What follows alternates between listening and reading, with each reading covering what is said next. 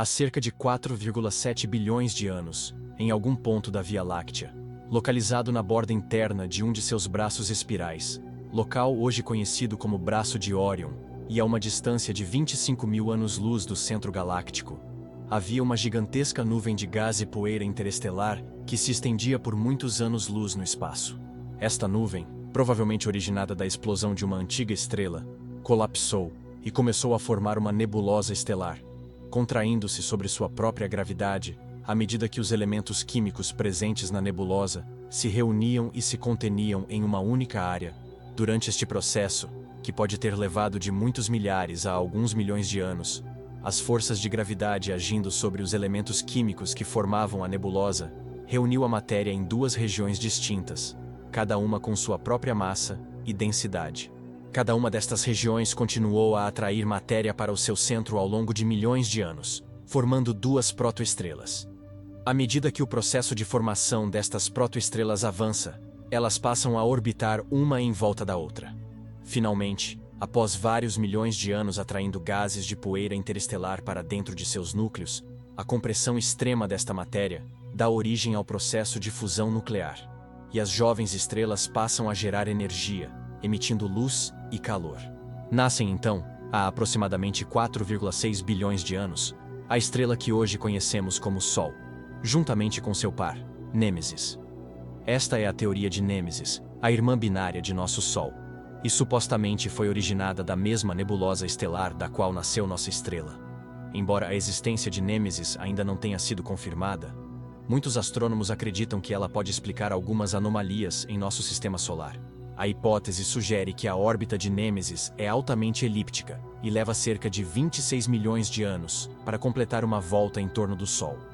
Quando Nêmesis se aproxima de nosso sistema solar, sua gravidade pode perturbar a órbita dos cometas na nuvem de Oort, uma região distante do sistema solar que contém bilhões de cometas. Isso pode explicar por que existem eventos de impacto de cometas em massa a cada 26 milhões de anos na Terra. Esta hipótese foi proposta pela primeira vez na década de 80, por um grupo de astrônomos liderados por Richard Miller, da Universidade da Califórnia em Berkeley.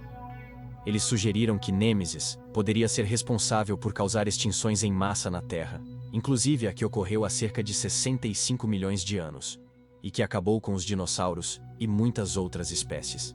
Entretanto, a busca por Nêmesis tem sido difícil, pois ela pode estar escondida atrás das nuvens de poeira interestelar, dificultando a detecção. Ainda assim, os astrônomos continuam procurando por evidências de sua existência, pois ela pode ter implicações significativas para a compreensão da formação e evolução de nosso sistema solar e de outros sistemas estelares binários. Algumas tentativas de detectar uma estrela próxima orbitando o Sol foram realizadas entre as décadas de 80 e início dos anos 2000, como o do Infrared Astronomical Satellite e o levantamento astronômico do DWIMAS. Mas nenhuma dessas tentativas deram um resultado satisfatório. Em 2003, o descobrimento de Sedna, um objeto transnetoniano com uma órbita relíptica extremamente alongada e incomum, reacendeu o debate sobre a existência de Nêmesis. A órbita de Sedna leva cerca de 11.400 anos para ser concluída uma vez. Seu descobridor, Michael E. Brown, do Instituto de Tecnologia da Califórnia, comentou em uma publicação na revista Nature o seguinte: Sedna não deveria estar lá. Não há como colocá-la onde ela está. Nunca chega perto o suficiente para ser afetado pelo Sol, mas nunca se afasta o suficiente do Sol para ser afetado por outras estrelas. Brown, portanto, postulou que um objeto invisível massivo pode ser responsável pela órbita anômala de Sedna. Além de levantar novamente a questão sobre uma estrela companheira do Sol, esta linha de investigação também acabou levantando a hipótese do planeta 9.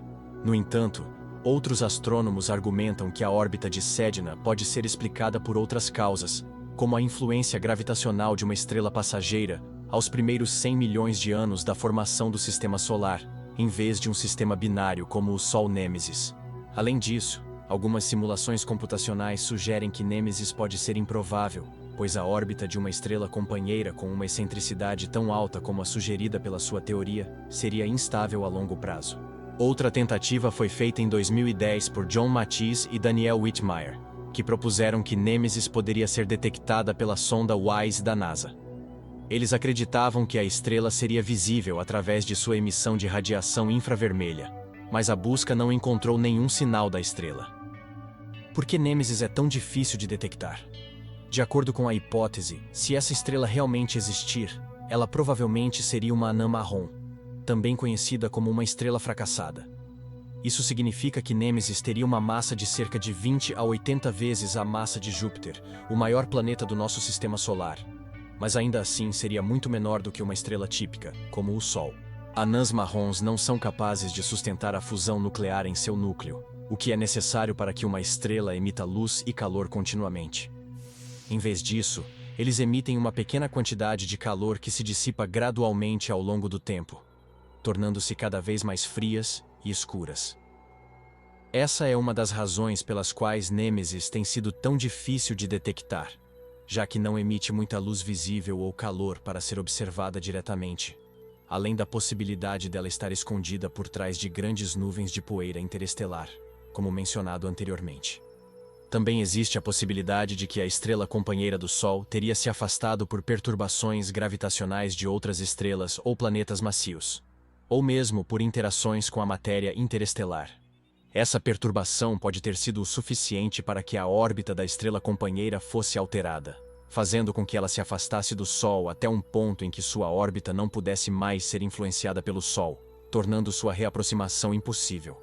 Grande parte da teoria de uma estrela irmã de nosso Sol ter surgido vem da ideia da periodicidade de cometas e asteroides virem em direção à Terra, originadas da grande nuvem de Oort.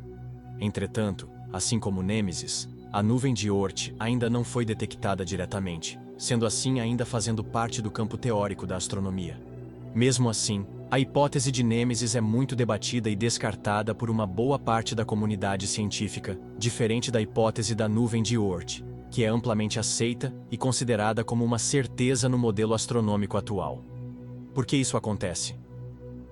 A nuvem de Oort é uma estrutura teórica composta por uma vasta coleção de objetos pequenos, como cometas e asteroides, que orbitam o Sol em uma região distante e esférica do Sistema Solar, a cerca de 50 mil unidades astronômicas, ou quase um ano-luz de distância.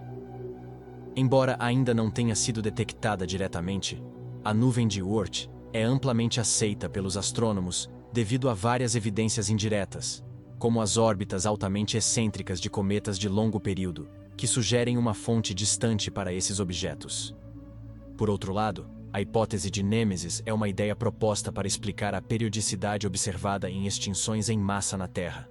Embora tenha sido proposta há décadas, ainda não há evidências diretas e nem indiretas da existência dessa estrela companheira. Estudos recentes indicaram que é possível explicar a periodicidade observada sem a necessidade de uma estrela companheira, o que diminui ainda mais a plausibilidade dessa hipótese.